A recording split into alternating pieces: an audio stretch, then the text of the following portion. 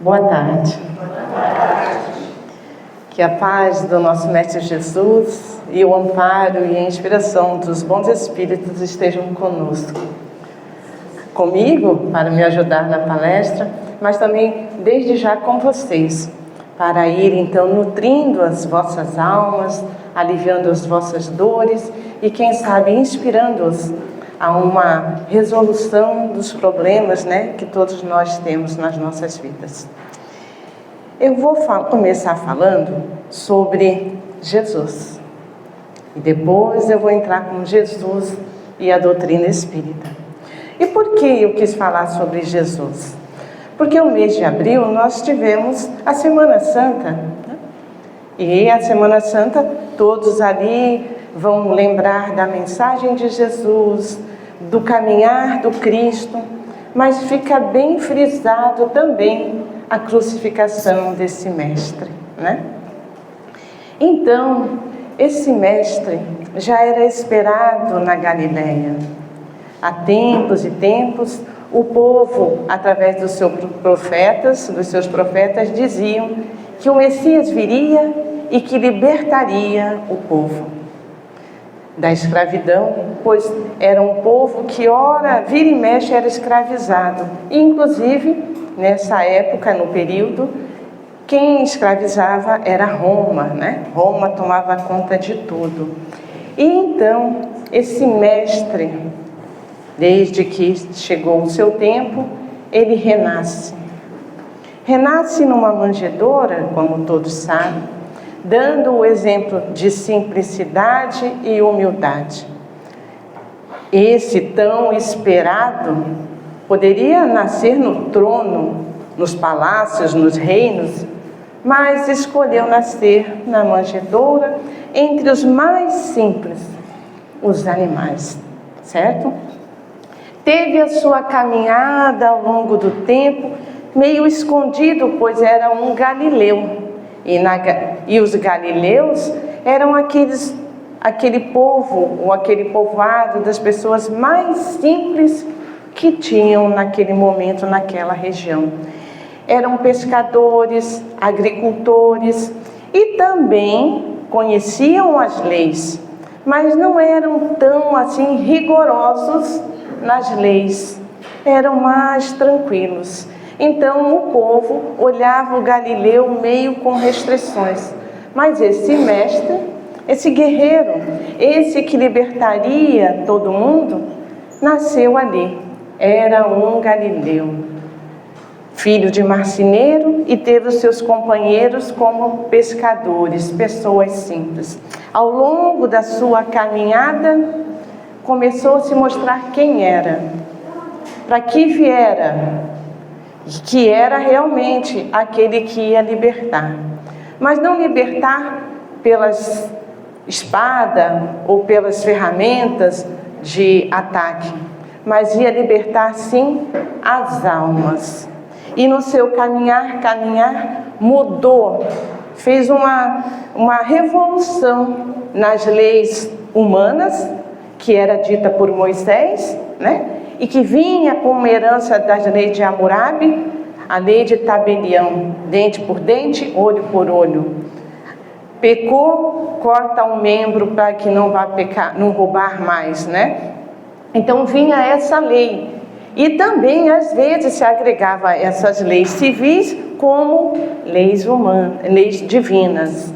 E aí então Jesus, ao seu caminhar, e que esse era o seu propósito, começou a exemplificar para o que veio. Quando encontrou pela primeira vez a mulher que estava sendo apedrejada por ser adúltera, todos conhecem essa passagem? Ia ser apedrejada porque a lei dizia que ela deveria ser apedrejada. E ali várias pessoas prontas para apedrejá-las. E perguntam a Jesus: quem vai, apedrejar?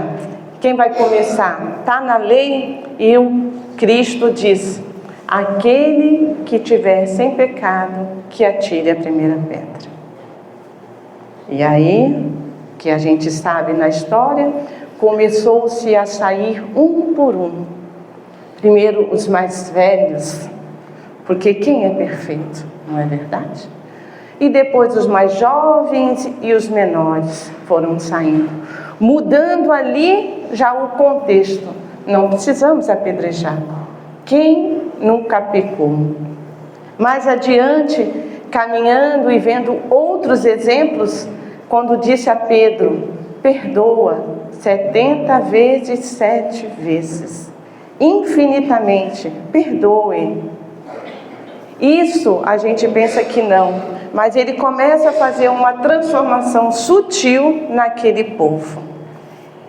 Isso é um pouco da caminhada do Cristo. Nós não temos muito tempo, né, para a gente trazer aqui e mostrar a revolução que esse homem começa a fazer na humanidade, aonde se não conhecia o não julgar, o não perdoar, né, ou o perdoar, não se conhecia.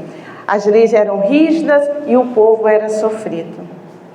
A doutrina espírita, no livro A Caminho da Luz, tem no seu início: o governador do planeta se encontra com espíritos crísticos para assim elaborarem a construção do planeta Terra. Esse espírito que nasceu na manjedoura, que poderíamos dizer é o astro solar, o Cristo, preferiu a simplicidade do que se manter de forma orgulhosa, nunca iria se manter, mas se mostrar perante ao mundo uma pessoa de grande valor.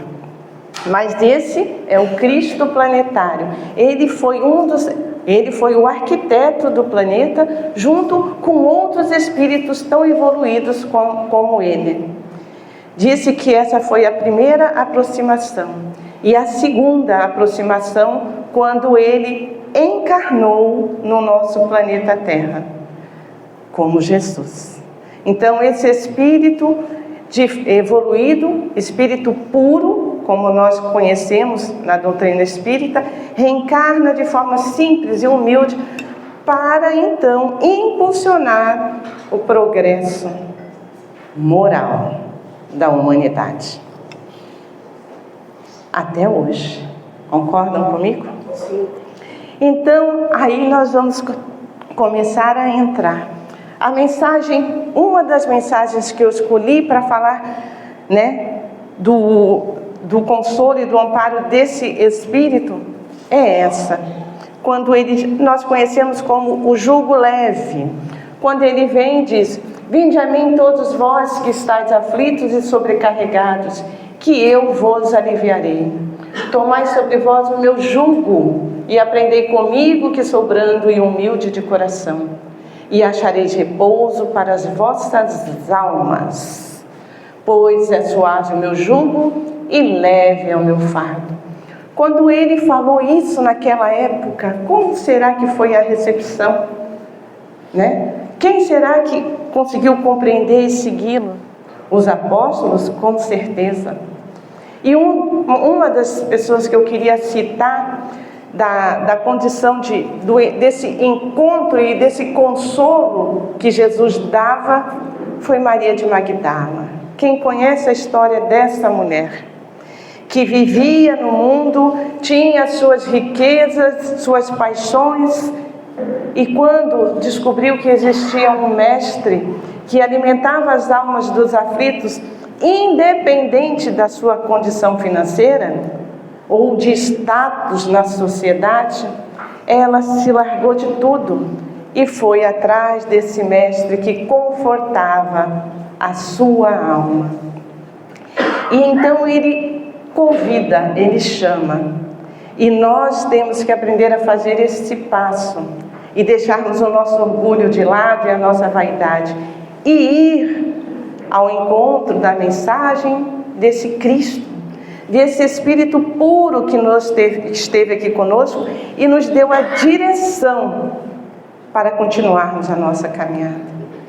Mas é claro também que Quem só tem um olhar na questão da vida material, muitas vezes fica difícil, né? Quantas aflições vou ter que sofrer? Quantas cargas terei que carregar nesse mundo ingrato? Então eu preciso aproveitar, né? Agora, quando se tem um olhar diferente, que nós vamos começar a falar, a responsabilidade é outra. Então, primeiro ele faz o convite, e feliz daquele que aceita o convite e vai. Ele alivia todos nós.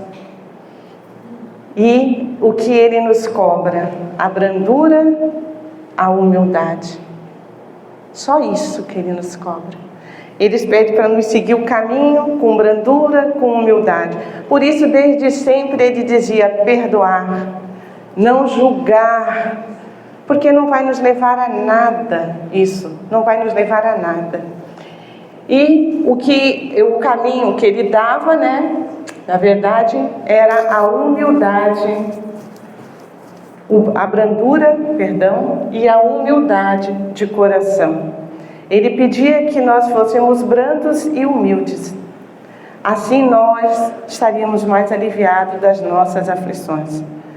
Aí, voltando à questão como eu falei, mas se olhar para esse mundo material, né, fica difícil. Mas ele não falava para os corpos, ele falava para os espíritos, ele falava para as almas, que são imortais. Por isso a sua mensagem hoje é tão apropriada para nós como naquela época. Porque dos corpos nós temos tudo. Uma tecnologia enorme hoje, ciência, vamos ao espaço, né? Os navios, isso nós temos, tudo, né? Progresso. Mas o quanto a alma acompanhou isso? Né? Quando se fez o avião, começou a se carregar bombas no avião. Era para passear. E o homem, com a sua inferioridade, aproveitou para fazer isso. Então você vê o quanto nós ainda precisamos dessa mensagem de Jesus, para que então possamos ter o repouso. Lembre-se sempre agora, como espíritos que somos. Às vezes não tem um repouso para o corpo, mas tem o repouso do espírito. E é sobre isso que nós vamos começar a falar com o olhar da doutrina espírita. Como compreender isso? Porque se olharmos assim friamente, vamos dizer assim, não vou me passar de bobo, não vou perdoar, e não quero saber, tomar lá da cá. E aí então ele vem falando, se você continuar assim, você vai carregar sempre aflições. É necessário você mudar. Cadê o? É necessário você mudar. E aí então, aproveitando a mensagem de Joana de Ângeles, nós vamos falar algumas coisas. Jesus é o grande médico das almas que, conhecendo em profundidade, apresenta a terapia recuperadora ao tempo que oferece a libertadora, que evita novos comprometimentos. Ele sabia que se nós não nos renovássemos interiormente, nós estaríamos nos comprometendo e continuaremos carregando os fardos, as aflições, porque nós não mudamos. Nós estamos repetindo aquilo que ele já veio trazer há 2026 anos atrás. Conhecedor das causas que desencadearam as nossas aflições, oferece recursos para a libertação da nossa sombra, conquistando assim a luz interior. Jesus não pôde falar claramente, mas já sabia da reencarnação, sabia da lei de causa e efeito e sabia que nós somos responsáveis pelas nossas ações e que o que planta, colhe. Se não colhe nesta encarnação, vai colher na próxima. É a lei, né? É a lei divina. Eu não consigo acender a minha luz interna se eu não brilhar. Se eu continuar no ódio, no desamor, na insegurança, na imperfeição, no medo, eu não consigo brilhar. Então eu preciso compreender a mensagem dele para me libertar até do medo. Porque me faz, como ele vai comentar, o lado sombra da gente. E nós somos criados para brilhar a nossa luz. Mas se nós não tivermos o conhecimento além do túmulo, além da matéria, fica um pouco mais difícil. E lembrando da Semana Santa, Jesus nasceu na manjedoura e morreu na cruz. Mas a sua mensagem continuou quando ele apareceu aos seus apóstolos, a Maria de Magdala e aos 500 da Galileia, mostrando que a vida continuava, mostrando que a sua mensagem não era somente para esta encarnação, resolver os problemas, aliviar a gente nesta encarnação, mas para diante da imortalidade da alma. Quando ele aparece, surge e mostra que a vida continua conforme ele se apresentou diante da encarnação. É isso que nós temos também que compreender. Quem é bom, continua a sua caminhada no mundo espiritual com a bondade que tem no seu coração. Quem ainda não é bom, continua do mesmo jeito, diante da imortalidade, com as suas imperfeições. Nas próximas encarnações, vamos ter que ajustar, vamos ter que nos acertar. E nem sempre quem está de recuperação na escola encontra uma provinha fácil, não é verdade? Esse recurso é o amor, sustentado pela oração, que se converte em canal de irrigação da energia que procede de Deus, alimentando assim as nossas almas. O que ele ensinou foi sobre o amor, que as pessoas não conheciam. Quem ama, perdoa. Quem ama, tem esperança. Quem ama, é paciente. Quem ama, é tolerante. Quem ama, é humilde. É simples. Virtudes que estão dentro desse sentimento tão nobre que é amor. Então ele vem ensinar o amor. Ame. Como é que eu amo? Faça um carinho. Dê um abraço. Estenda as mãos àquele que está aflito. Isso é amor. Então ele veio dar esse passo. Não julgue. Isso é amor. E a oração de coração.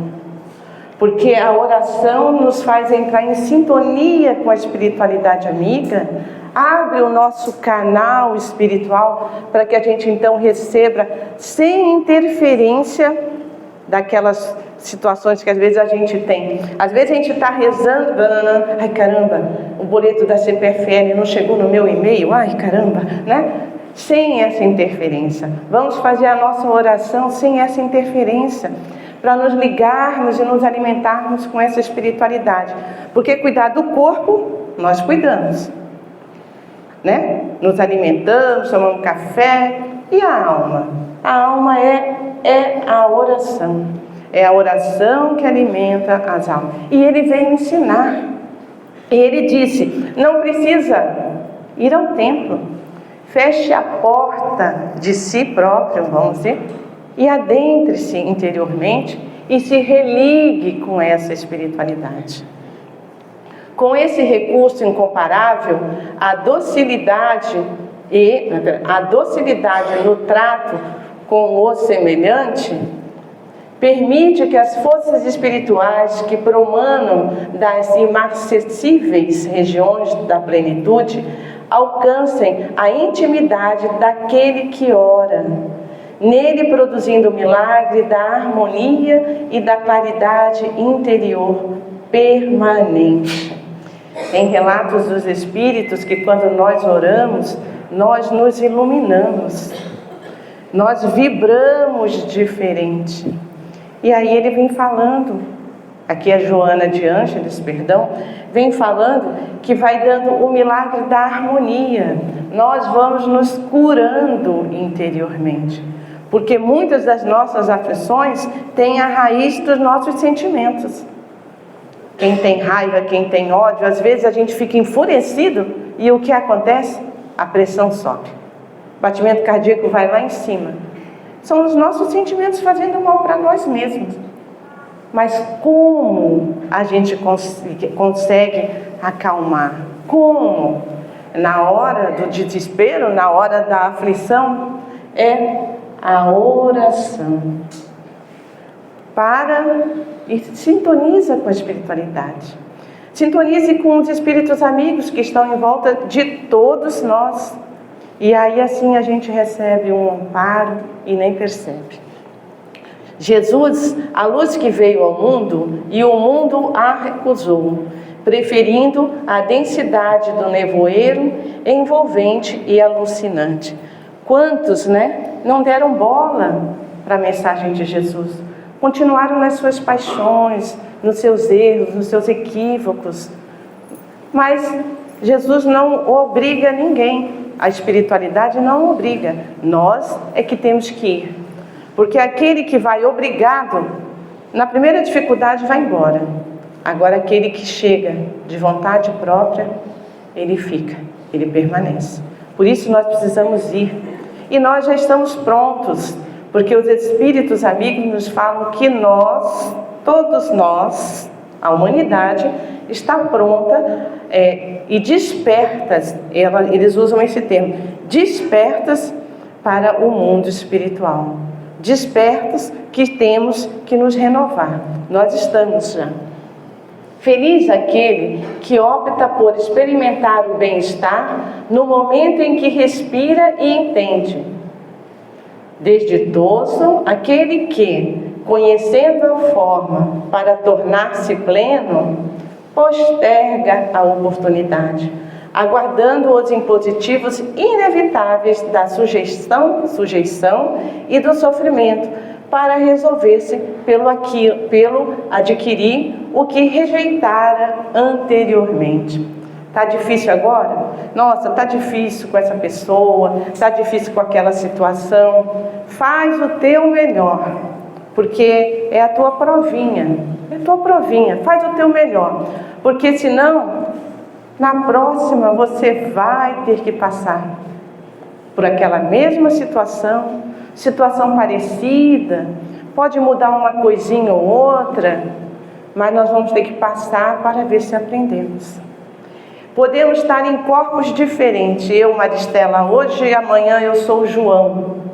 Mas a dificuldade não é do corpo, é da alma.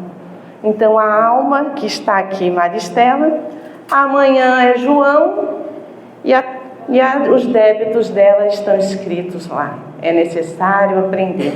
Então, vamos aproveitar hoje, mais ainda, que nós temos a doutrina espírita em nossas vidas, falando sobre a questão da vida futura, da reencarnação, da imortalidade da alma. Veio instruir e consolar, mediante o exemplo de dedicação, jamais se acomodando aos modos viventes e operantes, abrindo sulcos novos no solo dos corações, para neles ensementar as palavras seguras e medicamentosas para a preservação da saúde mental. Essa era a tarefa do Cristo, do Criador do nosso planeta, que nós cegamente não aproveitamos naquela época, Mas está aí, sempre foi um exemplo. Em termos de condição moral, não existe um espírito mais evoluído que ele que tenha passado no planeta Terra. Ele é o espírito mais evoluído que já esteve no nosso planeta Terra. Pergunta 625 do Livro dos Espíritos. Jesus, modelo e guia para todos nós. Diante das suas dificuldades e das suas dores mesmo, sempre foi um sim, sim, não, não. Não tenho talvez. Decidido. Agora eu não faço mais. Somos nós, Agora eu não vou mais cometer esse erro. Sim, sim, não, não. É para aí que nós temos que caminhar, aprender a perceber o que nós não queremos mais e dizermos para nós mesmos: isso não me cabe mais. E, conforme a nossa condição, né, as nossas assertivas, a gente então tem a saúde. Ante os desafios mais vigorosos e as situações mais inclementes, não desistir dos ideais de beleza, não ceder espaço ao mal, não negociar com as sombras. As sombras, como Joana de Ângeles diz aqui, é o nosso lado inferior, o nosso lado mal. Né? Não negociar, permanecendo-se verdadeiro, luminoso de consciência reta, decidido. Eis aí sua proposta, conforme ele mesmo a vivenciou. É a nossa proposta. Eu, quando escolhi esse texto, fiquei me imaginando nisso tudo. Porque quando a gente está diante, pelo menos eu diante de uma proposta, a gente começa a viver, imaginando o Cristo, imaginando as dificuldades, o que eu quero para mim, para amanhã, para hoje já, né? Então é para nós. Sendo um caminho único, aliás, para chegar-se a Deus, não teve outra alternativa senão afirmar: vinde a mim, todos que estáis aflitos e sobrecarregados, que eu vos aliviarei. Essa mensagem está no livro Jesus e o Evangelho, à luz da psicologia profunda, de Joana de Ângeles. Se nós queremos a felicidade para as nossas vidas, começamos a fazer esse retorno à mensagem de Jesus. Sejamos mais fortes diante das nossas dificuldades. Vençamos as nossas fraquezas, né? Para que então a gente possa ser feliz. Basta ver que uma ação boa nossa, no dia de hoje mesmo, no nosso dia a dia, a gente já colhe bons frutos, né? A gente se sente tão mais feliz, tão melhor para nós e para a sociedade. Você imagina então para uma vida futura. Feliz de nós que hoje estamos aqui vinculados aos corpos, mas não esquecendo que somos espíritos que estamos abraçando essa doutrina que nos fala sobre quem somos, qual o objetivo diante desta encarnação e qual é o nosso propósito diante da imortalidade ou infinitude do mundo, né? Que o Pai, que Jesus, nosso Mestre, ampare e nos auxilie desde já nessa nossa retomada e caminhada para a luz. Obrigada.